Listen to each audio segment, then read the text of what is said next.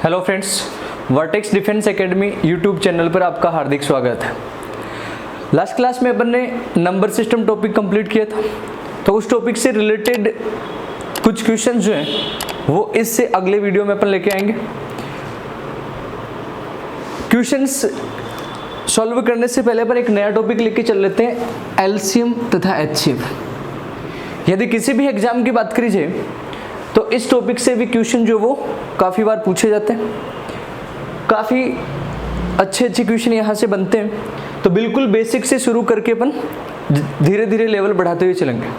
तो सबसे पहले अपने को पता होना चाहिए एलसीएम होता क्या है और एचसीएफ होता क्या है। यदि एलसीएम की बात करी जाए तो एलसीएम जो होता है वो आपका होता है लिस्ट कॉमन मल्टीपल। यदि मल्टीपल की बात करी जाए तो मल्टीपल का मतलब होता है गुणज।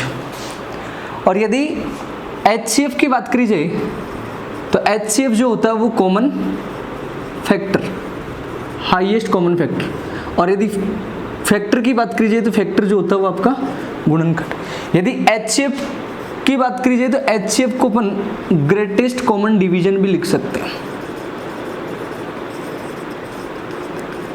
यानी कि जीसीडी। यदि कहीं भी आपको किसी क्वेश्चन में जीसीडी लिखा हुआ मिल जाए तो इसका मतलब एचसीएफ की बात की जा रही है। तो लिस्ट कॉमन मल्टीपल गुणज के बारे में मैंने आपको पहले बताया हुआ है कि गुणज जो होती है वो किसी भी संख्या के पहाड़े में आने वाली संख्या होती है, किसी भी संख्या के टेबल में आने वाली संख्या होती है। जैसे मान लीजिए कोई भी संख्या आपके पास 5, तो अगर 5 के गुणजों की बात करिए तो 5 के गुणज 5, 10, 15, 20 इस प्रकार से चलते जाएंगे। अब एलसीएम की बात कर रहे हैं तो एक एग्जांपल से समझ लेते हैं। मान लीजिए आपके पास एक संख्या 12 और दूसरी संख्या है 16। अगर 12 के गुणजों की बात करी जाए तो 12 के गुणज हो जाएंगे 12, 24, 36, 48, 60।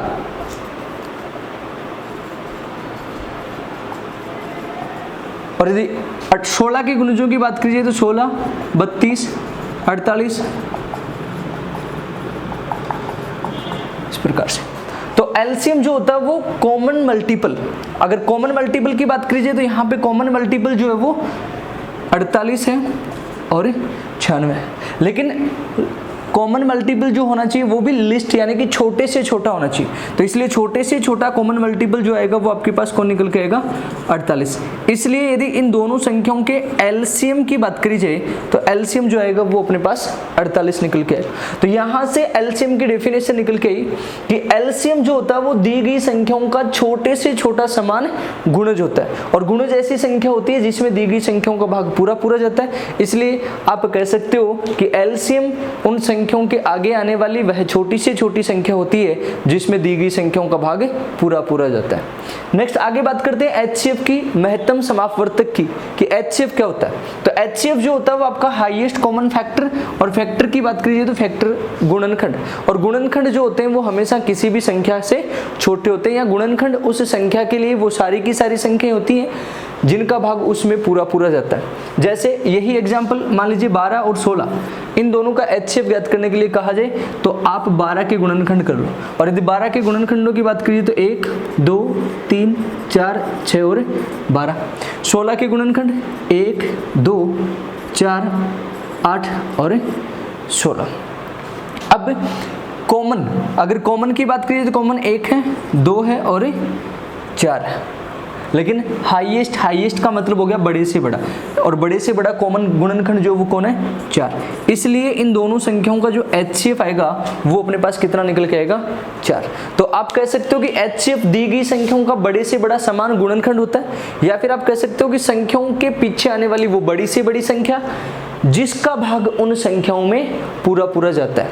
कहने का मतलब ये हो गया कि 4 का भाग 12 और 16 में पूरा पूरा जाएगा, यानी कि एचसीएफ का भाग संख्याओं में पूरा पूरा जाता है। और इस 12 और 16 का भाग 48 यानी कि एलसीएम में पूरा पूरा जाएगा। तो एचसीएफ हमेशा संख्याओं के पहले और एलसीएम जो है वो हमेशा संख्याओं के बाद में आने वाली संख्या होती है।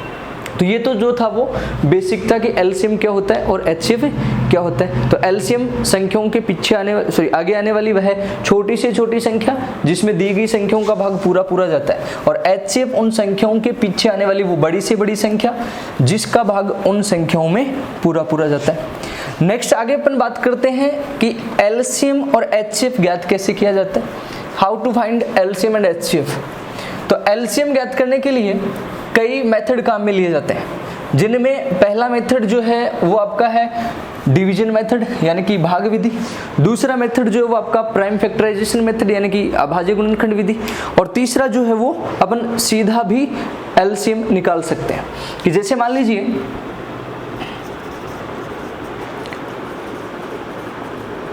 आपको किन्हीं संख्याओं का एलसीएम ज्ञात करने के लिए कहा जाए, कि वही एग्जांपल मान लीजिए आपसे कहा जाए कि 12 और 16 का एलसीएम ज्ञात कीजिए। तो 12 और 16 का एलसीएम ज्ञात करने के लिए पहला एक मेथड मैंने आपको बताया कि एलसीएम ज्ञात करने के लिए अपन क्या करते हैं, भाग विधि काम में लेते हैं। और इसको अपन स्कूल टाइम से पढ़ते आ रहे हैं कि भाग विधि ये कहती है कि जो भी संख्याएं दे रखी हैं उन संख्याओं में अभाज्य संख्याओं का भाग देते हुए अंतिम भागफल के रूप में एक एक प्राप्त करना है। जिन जिन संख्याओं का भाग देंगे उन सभी संख्याओं को यदि आपस में गुणा कर दिया जाए तो जो गुणनफल आएगा वो उनका एलसीएम होगा। तो 12 और 16 का यदि एलसीएम निकालना है तो अपन क्या करेंगे, अभाज्य गुणनखंड कर लेंगे या अभाज्य संख्याओं का भाग देते हुए अंतिम भागफल के रूप में एक एक निकाल लेंगे, और जिन जिन संख्याओं का भाग देंगे उनका गुणनफल जो आएगा वो क्या होगा, एलसीएम होगा। तो एलसीएम की वैल्यू जो आएगी 2, 4, 8, 16 और 3 48। तो एलसीएम जो आ गया वो 48। दूसरा तरीका जो है वो अभाज्य गुणनखंड विधि है। अभाज्य गुणनखंड विधि क्या कहती है कि जो भी संख्याएं दे रखी हैं आप उनके अभाज्य गुणनखंड कर लीजिए। और अभाज्य गुणनखंड करना सीखा था अपन ने पीछे की क्लास में।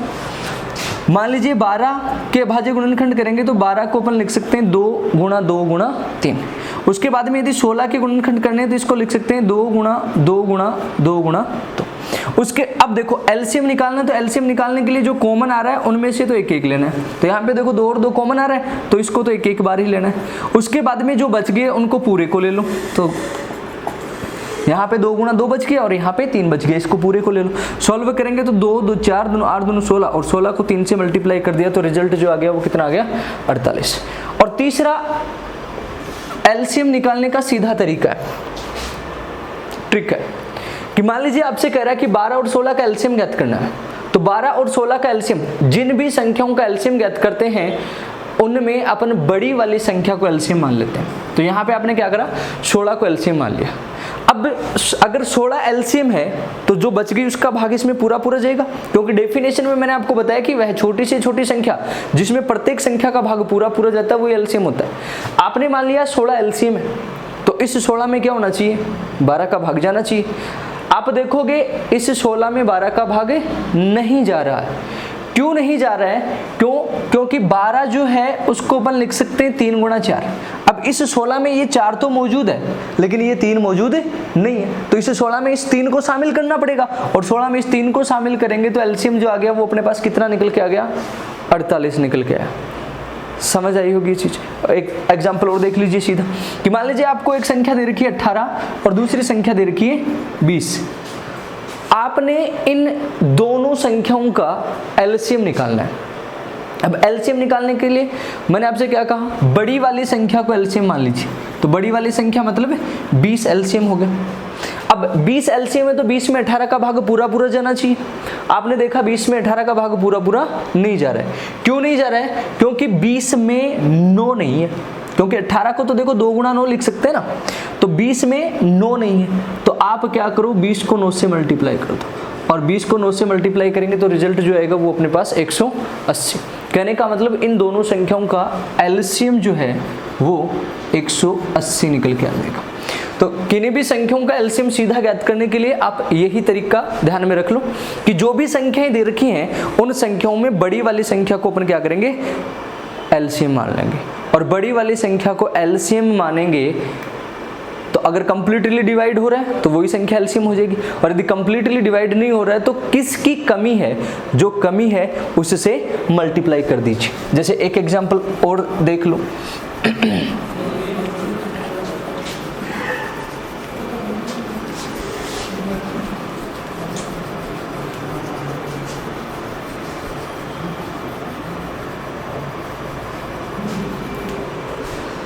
एक संख्या 12, एक संख्या 16, एक संख्या 18 और एक संख्या 21। आपसे कहा जाए कि इनका एलसीएम ज्ञात कीजिए। अब देखिए यदि आपको इनका एलसीएम ज्ञात करना है तो मैंने आपसे कहा कि आप क्या करो, बड़ी वाली संख्या को एलसीएम मान लो। अब बड़ी वाली संख्या को एलसीएम मानेंगे तो 21। अब आपने देखना है कि क्या 21 में 12 का भाग जा रहा है, नहीं जा रहा है। अब 21 में 12 का भाग नहीं जा रहा है तो क्यों नहीं जा रहा है, क्योंकि 21 में 3 तो है, 3 7 21, लेकिन 4 नहीं है, इसलिए किसके साथ गुणा करना पड़ेगा, 84 के साथ गुणा करना पड़ेगा। अब क्या करा आपने, 21 को 4 के साथ गुणा कर दिया तो वैल्यू आ गई 84। कहने का मतलब एलसीएम 84 हो सकता है। अब 84 है कि नहीं, उसके लिए अपन क्या करेंगे, इसमें 16 का भाग देंगे। अब 16 का भाग इसमें नहीं जा रहा है, क्यों नहीं जा रहा है, क्योंकि 16 जो वो 4 गुणा 4 है और ये जो वो 4 गुणा 21 है। अब एक 4 तो है, दूसरा नहीं है, इसलिए अपन क्या करेंगे, फिर से 4 से मल्टीप्लाई कर देंगे और 4 से मल्टीप्लाई करेंगे तो 4 चौक 16, 4 8 32 और 1 33, 336। अब देख लो कि 336 में 18 का भाग जा रहा है क्या, कोई भी संख्या 18 से कब विभाजित होती है, जब 9 और 2 से विभाजित होती है। अब देखो 2 से तो विभाजित हो रही है लेकिन 9 से विभाजित नहीं हो रही, मतलब 18 का भाग नहीं जा रहा है। और 18 का भाग क्यों नहीं जा रहा है, क्योंकि 18 2 गुणा 3 गुणा 3, अब 2 गुणा 3 तो है, 3 यहाँ से आ गया, 2 बाकी जगह से आ गया, 1 3 की कमी है तो इसको क्या करो 3 से मल्टीप्लाई, तो 3 6 18, 3 3 और 1 10, 3 3 और 1 10। इसलिए यदि इन तीनों संख्याओं के एलसीएम की बात करी जाए तो एलसीएम जो आएगा वो अपने पास कितना निकल के आएगा, 1008 निकल के आएगा। जब इस तरीके को अपन डेली रूटीन में ले लेंगे, जहाँ भी एलसीएम ज्ञात करना हो बड़ी से बड़ी संख्या को मान लो एलसीएम, और फिर अगर अन्य संख्याओं से डिवाइड हो रहा है तो ठीक है, और नहीं डिवाइड हो रहा है तो यही प्रक्रिया दोहराते चलो। एक एग्जाम्पल और देख लो कि मान लीजिए आपको एक संख्या दे रखी है 40, दूसरी संख्या दे रखी है 50 और तीसरी संख्या दे रखी है 60, कि 40 50 और 60 का क्या करो, एलसीएम ज्ञात करो। अब 40 50 और 60 का एलसीएम ज्ञात करना है तो एलसीएम ज्ञात करने के लिए अपन क्या करेंगे, बड़ी वाली संख्या को एलसीएम मान लेंगे। तो आपने मान लिया 60। अब इस 60 में आपने क्या करना है, 40 का भाग लगाना है, 60 में 40 का भाग लगाना है, और 60 में 40 का भाग लगाएंगे तो 40 का भाग नहीं जाएगा। क्यों नहीं जाएगा, क्योंकि 40 को अपन लिख सकते हैं 2 गुणा 2 गुणा 10, ये चीज तो है 20 तो, लेकिन ये 2 नहीं है, तो किसके साथ गुणा करना पड़ेगा, 2 के साथ, और 60 को 2 के साथ गुणा करेंगे तो 120। अब 120 में 50 का भाग जा रहा है क्या, नहीं जा रहा है। क्यों नहीं जा रहा है, क्योंकि 50 में 10 तो है लेकिन 5 नहीं है, तो 5 से और गुणा कर दो, और 5 से गुणा करेंगे तो इन तीनों संख्याओं का जो एलसीएम निकल के आएगा वो अपने पास कितना निकल के आएगा, 600 निकल के आएगा। तो एलसीएम ज्ञात करने के लिए आप ये तरीका काम में लेके संख्याओं का एलसीएम ज्ञात कर सकते हो। नेक्स्ट आगे बात करते हैं अपन दी गई संख्याओं का एचसीएफ ज्ञात करने। जिस प्रकार से एलसीएम ज्ञात करा वैसे ही एचसीएफ ज्ञात करने के भी 2-3 तरीके। जैसे मान लीजिए वही एग्जांपल ले लेते हैं, आपसे कहा जाए कि 12 तथा 16 का एचसीएफ ज्ञात कीजिए। अब 12 और 16 का एचसीएफ ज्ञात करना है तो एक तरीका तो जो है वो आपका भाग विधि, दूसरा जो है वो अभाज्य गुणनखंड विधि।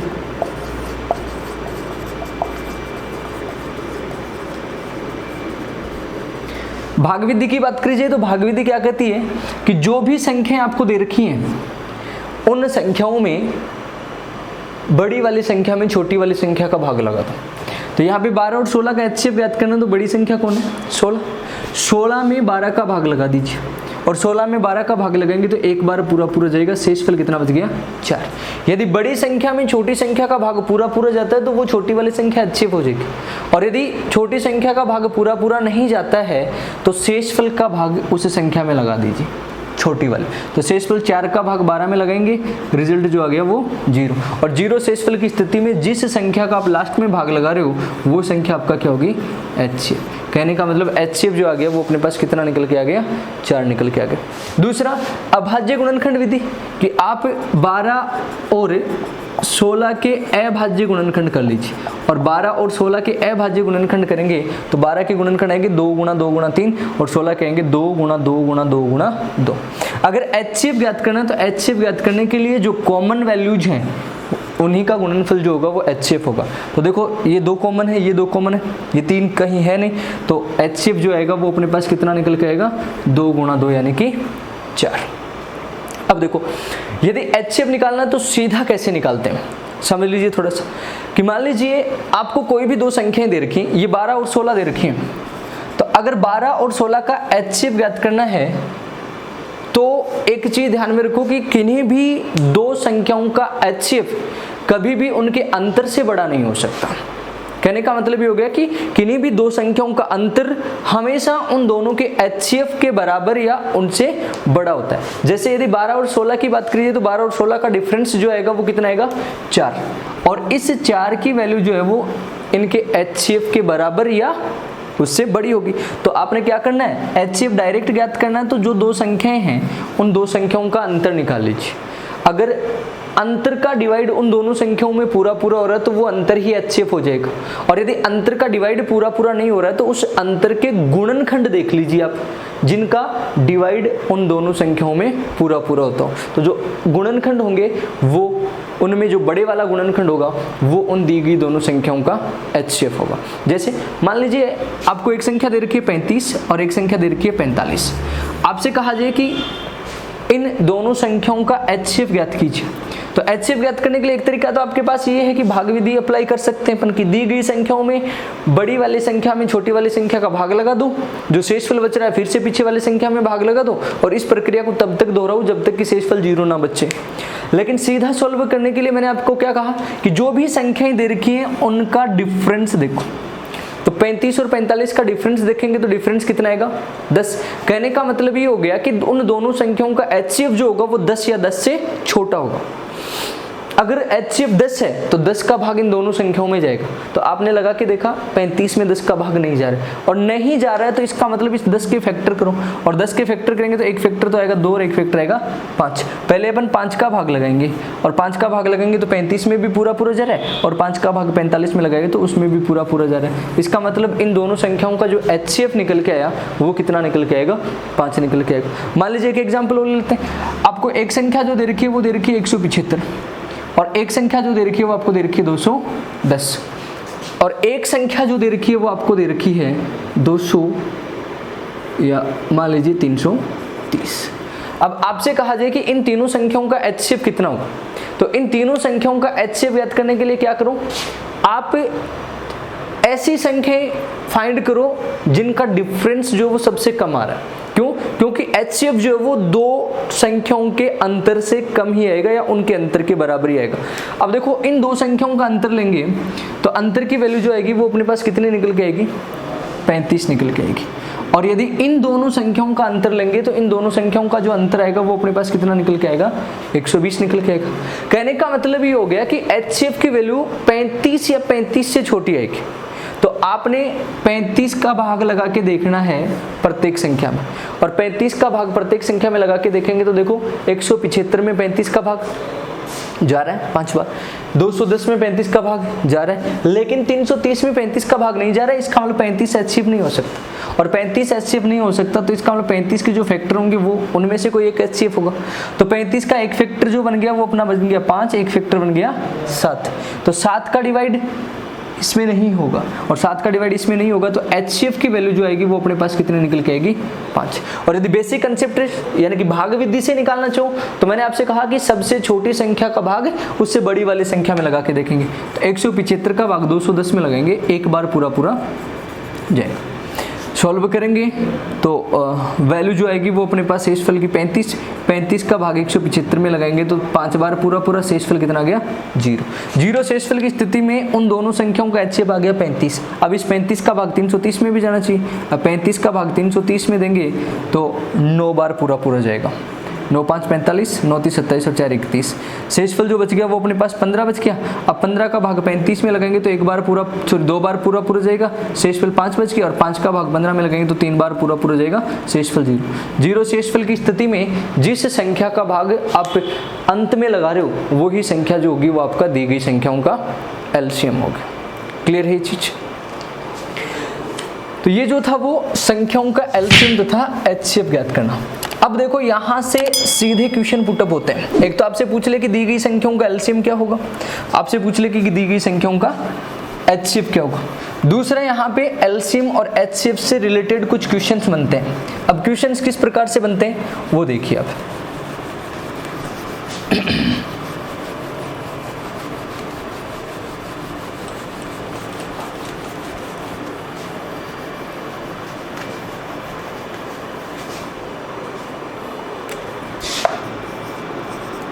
आपसे कह दिया जाए वह छोटी से छोटी संख्या ज्ञात कीजिए,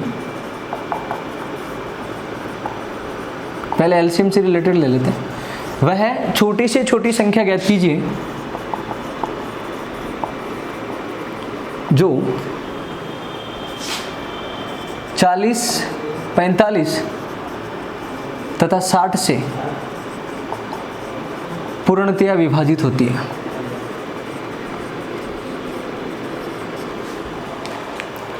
एक एग्जाम्पल और ले लेते हैं। वह छोटी से छोटी संख्या ज्ञात कीजिए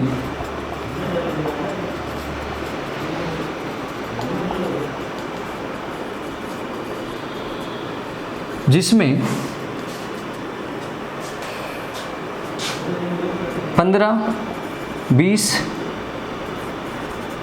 तथा 25 का भाग देने पर शेष 7 बचता है। और एक क्वेश्चन और देख लो। वह छोटी से छोटी संख्या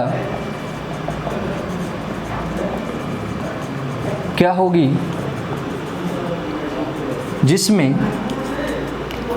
20, 30 तथा 40 का भाग देने पर शेष क्रमशः है 11, 21 तथा 31 बचता है। अगर इस प्रकार का कहीं भी कोई क्वेश्चन पूछा जाता है आपको, तो ये जो क्वेश्चन है वो एलसीएम पर आधारित क्वेश्चन है। यानी कि कहने का मतलब ये हो गया कि यदि आपको कहीं भी छोटी से छोटी संख्या पूछता है कि वह छोटी से छोटी संख्या क्या होगी जिसमें दी गई संख्याओं का भाग देने पर वो पूर्णतः विभाजित हो जाती हैं या शेषफल कुछ बचता है, तो देखो उसके लिए एक चीज ध्यान में रखो कि मान लीजिए आपसे पूछा जाए कि वह छोटी से छोटी संख्या, या फिर आपसे कहा जाए कि find the least number is completely divisible by A, B and C, तो वो छोटी से छोटी संख्या जो होगी वो इन तीनों संख्याओं का एलसीएम होगा। तो देखो पहले एग्जांपल में कह रहा है कि वह छोटी से छोटी संख्या ज्ञात कीजिए जो 40, 45 तथा 60 से पूर्णतः विभाजित होती है। तो 40, 45 और 60 से पूर्णतः विभाजित होने वाली संख्या जो होगी वो इन तीनों का एलसीएम होगी। तो एलसीएम ऑफ 40, 45 और 60। अब एलसीएम ज्ञात करना सीधा तरीका काम में लो। सीधा कंसेप्ट क्या बताया कि बड़ी वाली संख्या यानी कि 60 को आप एलसीएम मान लो। अगर 60 एलसीएम होगा तो इन दोनों का भाग 60 में जाएगा। पहले 40 का लगा के देखो, नहीं जा रहा है। क्यों नहीं जा रहा है? क्योंकि ये जो 60 है इसमें 3 गुणा 20 है और इसमें 2 गुणा 20 है। कहने का मतलब ये हो गया कि 20 तो कॉमन है, इसमें एक्स्ट्रा क्या है 2, तो गुणा करना पड़ेगा किसके साथ, 2 के साथ। अब 120 आ गया। क्या 120 में 45 का भाग जा रहा है? नहीं जा रहा है। क्यों नहीं जा रहा है? क्योंकि 45 जो है वो है आपका 9 गुणा 5, यानी कि 3 गुणा 5। अब 15 तो है इसमें, लेकिन किसकी कमी है? 3 की कमी है, इसलिए 600। तो एलसीएम की वैल्यू जो आएगी वो अपने पास कितने निकल के आएगी? दोबारा से देख लो एक बार कि 120 एलसीएम था। अब 120 में 45 का भाग जा रहा है कि नहीं जा रहा है, तो उसको चेक किया अपन ने, तो उसमें नहीं जा रहा है। अब नहीं जा रहा है तो आपने देखना है कि क्यों नहीं जा रहा है। तो यदि 120 की बात करिए तो 120 को तो अपन लिख सकते हैं 3 गुणा 40। अगर 45 की बात करिए तो 45 को अपन लिख सकते हैं 5 गुणा 9। अब 40 की बात करिए तो 40 में 8 गुणा 5 है। तो 3 यहाँ से है, ठीक है कोई बात नहीं है। 5 यहाँ से है, कोई बात नहीं। तो बच गया क्या? एक 3 बच गया, इसलिए इसको 3 से मल्टीप्लाई करा तो 360। सॉरी, बार गलती कर दी थी। तो यहाँ पे एलसीएम की वैल्यू जो आएगी वो अपने पास कितने निकल के आएगी? 360, क्योंकि गुणा जो करना था वो किसके साथ करना था? 3 के साथ करना था। तो एलसीएम आ गया 360। तो छोटी से छोटी संख्या जो आई वो अपने पास कौन निकल के आई? 360 निकल के आई। दूसरा, वह छोटी से छोटी संख्या ज्ञात कीजिए जिसमें मान लीजिए आपसे कहा जाए कि ए, बी और सी का भाग देने पर शेषफल जो है वो आर बचता है। तो इस क्वेश्चन का आंसर जो होगा वो होगा LCM of A, B, C plus remainder. कि शेषफल r बच रहा है, इसका मतलब दी गई संख्या इन तीनों से पूर्णतः विभाजित होने वाली संख्या से r ज्यादा होनी चाहिए, और r ज्यादा होगी पूर्णतः विभाजित होने वाली संख्या से, तो पूर्णतः विभाजित होने वाली संख्या का मतलब एलसीएम, एलसीएम से r ज्यादा। तो अगर दूसरे क्वेश्चन को सॉल्व करना है तो आपसे कह रहा है कि वह छोटी से छोटी संख्या ज्ञात कीजिए जिसमें 15, 20 और 25 का भाग देने पर शेषफल 7 बचता है। तो वो संख्या हो जाएगी एलसीएम ऑफ 15, 20, 25 प्लस 7। तो सबसे पहले क्या करेंगे, एलसीएम निकालेंगे। एलसीएम मान लिया आपने कितना, 25। क्या 25 में 15 का भाग जा रहा है? क्या नहीं जा रहा है। क्यों नहीं जा रहा है? क्योंकि 25 में 3 नहीं है, तो 3 से गुणा कर दिया 75। अब उसके बाद में आपने ये देखना है कि क्या 20 का भाग जा रहा है क्या, तो 20 का भाग नहीं जा रहा है। क्यों नहीं जा रहा है? क्योंकि इसमें 4 नहीं है। देखो 75 में 3 गुणा 25, 5 तो है ना, इसको 4 गुणा 5 तो 4, 75 को 4 से मल्टीप्लाई करेंगे तो वैल्यू जो आएगी वो अपने पास कितनी आएगी, 300। इसलिए एलसीएम का मान जो आ गया वो अपने पास कितना निकल के आ गया, 300 निकल के आ गया। और एक लास्ट क्वेश्चन और, वह छोटी से छोटी संख्या क्या होगी जिसमें 20, 30 तथा 40 का भाग देने पर शेषफल क्रमशः 11, 21 और 31 बचता है। कि आपसे पूछा जाए कि वह छोटी से छोटी संख्या ज्ञात कीजिए जिसमें ए, बी, सी का भाग देने पर शेषफल क्रमशः R1, R2 और R3 बचता है। तो वह छोटी से छोटी संख्या ज्ञात करने के लिए आप क्या करोगे, आप उन संख्याओं का एलसीएम लोगे और उसमें से घटा दोगे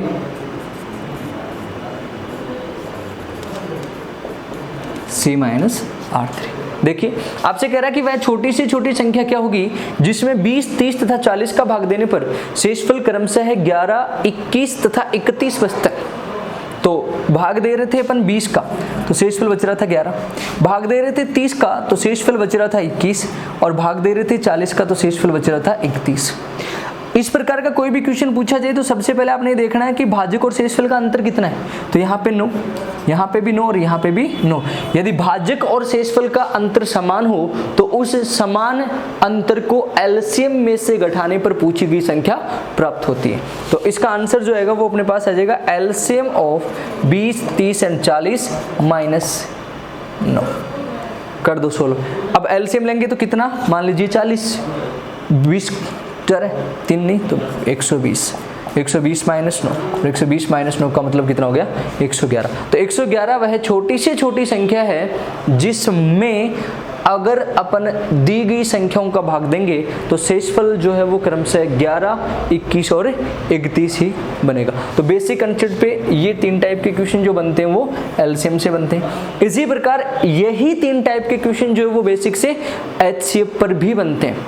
कि जैसे मान लीजिए, लेकिन अगर इसी कंसेप्ट की बात कीजिए तो इसी कंसेप्ट में कुछ क्वेश्चन और बनते हैं जिनको अपन आगे डिस्कस करेंगे। अभी थोड़ा अपन एचसीएफ पे बनने वाले क्वेश्चंस की बात कर लेते हैं सेम इसी पैटर्न पे। अब यहाँ पे आपसे बोल रहा था वह छोटी से छोटी संख्या, तो छोटी से छोटी संख्या का मतलब होता है एलसीएम। अगर एचसीएफ पे बनने वाले क्वेश्चंस की बात करेगा तो उनमें आपको बोलेगा वह बड़ी से बड़ी संख्या ज्ञात कीजिए जो या जिससे दी गई संख्याएं पूर्णतया विभाजित होती हैं।